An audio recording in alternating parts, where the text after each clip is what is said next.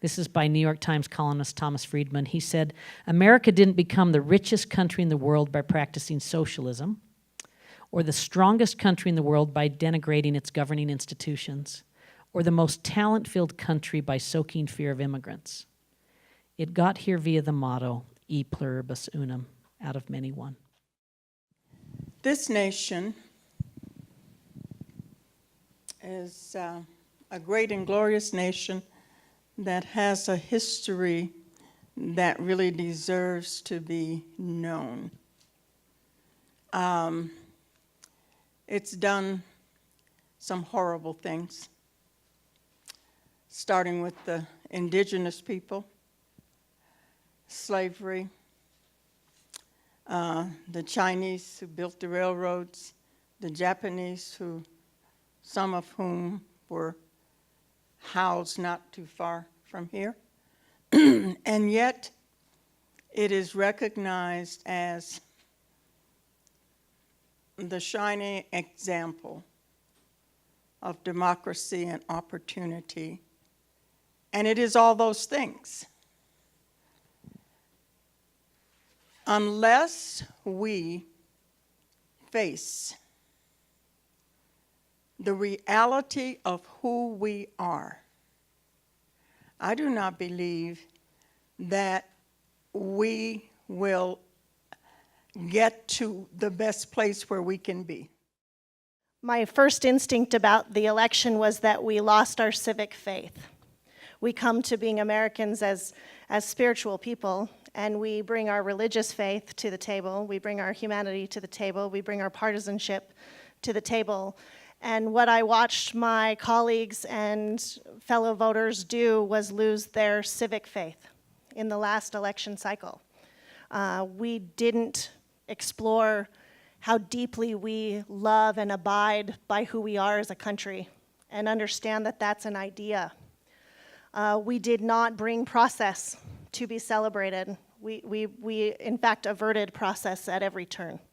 We shunned actual legitimate process, and instead of having debate, which is actually good, dissent is lovely and deeply American. Instead of having rigorous, meaningful debate, we had attack and defensiveness. And there's a concern for me that we are going to now start wholeheartedly abandoning process and wholeheartedly abandoning a faith, a civic, secular faith in who we are. And if we lose sight of that compass point, I am fearful for what we hand to the next generation. Not the generation here who is about to assume the cusp of leadership, but the generation outside of here who's sitting in an elementary school classroom worried about their colleagues, their neighbors, their friends, their parents. There's a sense of not belonging together, a lack of cohesiveness, a disjointedness, which has been fermenting for a long time. This election is simply the one thing, event that pushed it into a public way that we can no longer ignore it anymore. This is a conversation that has been long overdue. It has been for a long time being pushed to the sides by policymakers, by good intentions.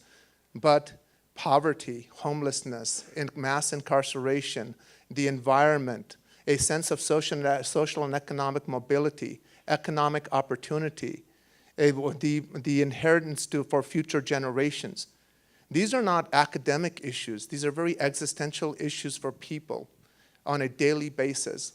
And if there is one thing to be taken away from what people are feeling right now, and let me tell you, if there's this idea that somehow this is an either-or proposition, one side is here and the other side is there, and then there's this big divide, I would beg to differ with that. What you have are a lot of communities that are overlapping in different kinds of interests and a sense of alienation and a sense of loss, which I may have with one person over here and a total one over there. But the one common theme is that a non-responsive government, a sense of alienation, not being heard, and the things that are most near and dear to us that we hold personally, not having a capacity to articulate it to someone who is willing to, in a responsible way, listen to it. So there's a sense of loss here from many different perspectives. But there's also an opportunity here if we listen to each other to say that there has to be a better way. Because what the last political process was, and it doesn't matter which side of the conversation you were on, nobody can in a deep, genuine, honest way say that that political process was the best defining moment of who we are as a nation and what we hold up as an ideal for the world to emulate. I tell you with no joy that I bet 3 of my friends that still live in Chicago that Trump was going to win. Not because I wanted that to happen, but because there are more people in America who hate and think the cause of their lack or lacks is the fault of people who don't look like them. Trump didn't start a movement. The movement was there, the sentiment was there, the frustration and anger was there. He just became the expression of that. The parade I didn't. think that's what it's pointing to, yeah. But I want to maybe say that I think that there's some truth to that. I think there's I often say I think there are 2 types of politicians. There's a thermostat and a thermometer. A thermometer is a tool that will tell you what the temperature is in the room, and a thermostat will change the temperature in the room. And sometimes our job is to be a thermostat, or a thermometer, is to reflect the mood of our constituents. But sometimes our job is to be a thermostat, and is to change the temperature in the room. And I think there are good examples of that as well. So probably a thermometer is the same thing as a parade. But the thermostat, I think of what we did as Utahns, Republicans and Democrats, around non-discrimination and religious liberties. The overwhelming mood of the public was supporting. So we, for those of you who aren't Utahns or maybe, but passed legislation protecting against discrimination in housing and employment for LGBT Utahns, and did it in a way with support from our religious communities. And when that conversation started, the public didn't support that. If we were leaders of a parade or thermometers, that would not have happened. But we had many people. I'm proud to be one of them. I think all of you have been one of them, participating in this conversation, being thermostats. And we changed the temperature in the room today, that we passed legislation with overwhelming public support and legislative support. We've done that in several contexts, and I hope that that's what today's a little bit about, is maybe what is the parade, but also where do we want to set the thermostat? The hallmark of civility always, I go back to a quote. I'm going to share a quote back in my response. To Stephen L. Carter, a lawyer and law professor out of Yale, who talks about civility as the idea of listening, not with the intention of being right, but with the knowledge that you just might be wrong. Let me sort of give you a little different nuance on that, because I think you're right. I on a daily basis, see incredible violence. I see incredible, nasty things that are done to human beings by other human beings. But through that pain, I also see some incredible courage. I also see incredible resiliency. I see incredible compassion and generosity. But you're right, and I've said it this way. Here's my hypothesis. And my hypothesis is, when the policymakers fail to address issues of social justice, economic justice, political justice, public health, environmental health, those public policy failures manifest themselves as crises in our community. I look at this election and I can see that many of us are in a sense of mourning for what our better selves are and what we expect of ourselves in many cases, our conversations we have with neighbors, but most importantly, our elected officials. And I think for too long we've assigned the role of an elected official simply as someone who, I'm in the state legislature, so we have 2 jobs. One is pass the budget and make the laws. And we do a fairly good job at both of those things. But we've got to transcend that role definition and include being a better example, being better mentors, being better examples of civil dialogue, of humanness, of being the type of people that we want to see. We don't see that at many levels of government. And I think part of that is we don't expect that of our leaders. Everybody uses diversity to cover whatever they're thinking and don't want to say. We need more women in these positions. We need a woman to be head of the Department of Defense. We won't be sending babies to die in the Middle East in the same way. Well, we need that diversity. You know, we need the different races represented. We certainly need our American Indians represented, and our children who have lived here all their lives. You talk about immigrants, except for the American Indians and those they brought over here on slave ships, all y'all immigrants. Okay. I think that there's constitutional protections for people. You know, you can't, and so I don't think people are going to be forced to get on an airplane and go home. And I certainly wouldn't allow that. You know, I would stand in the way, and I would stand with them, and I would own their fears and make them I would stand with them and work against that. I think that many Republicans and Democrats would stand with me in that regard. And I think what we've forgotten in our conversation about how to deal with fear is that we are capable of simultaneously holding two things that oppose each other. We are deeply capable people, and we can hold two opposite ideas at the exact same moment. For example, a police officer at the end of the day can return home following his or her shift, and a young person who is troublesome or even troubled and experiencing that out loud and in color in our communities by their actions, by their words, by their very participation in whatever their community is going through, can also simultaneously return home to their families at the end of the day. We no longer, as responsible parties, have to hold one extreme. We now have to start to widen our capacity and hold 2 or 10, as the case may be.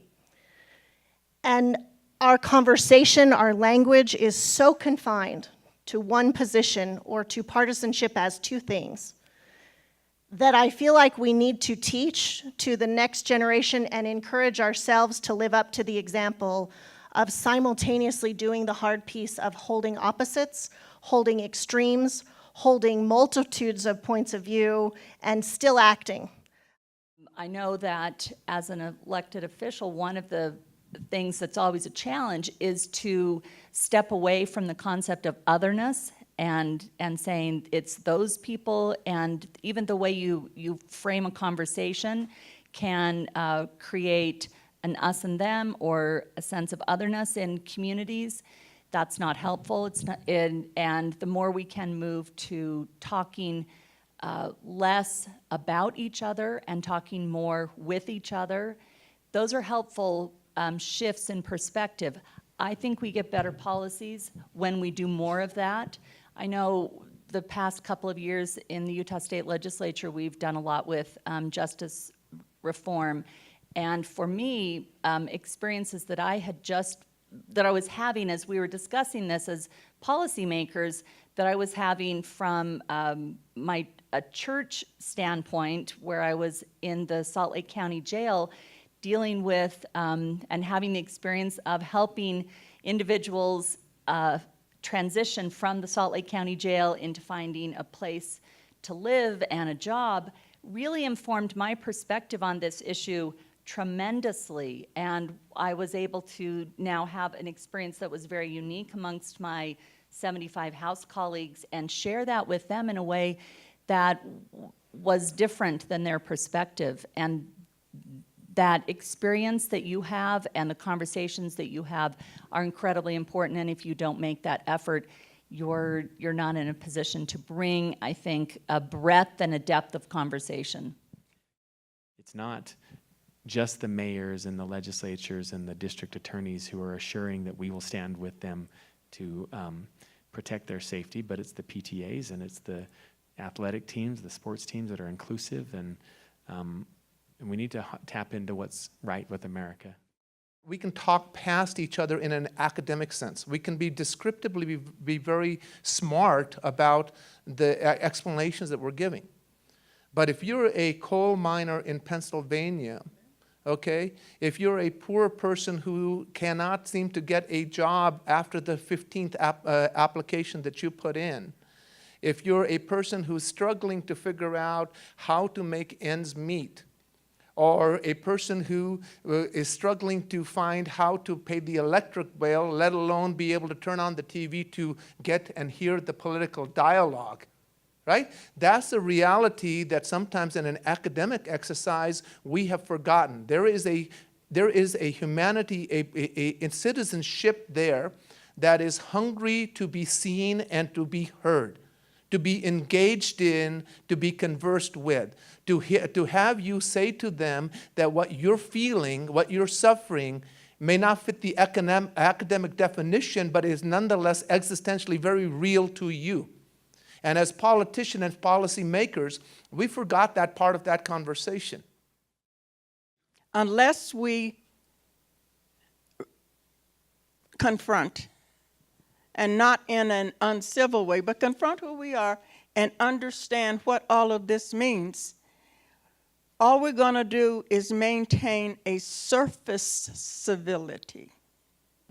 But let me tell you how you start. Stop ignoring them.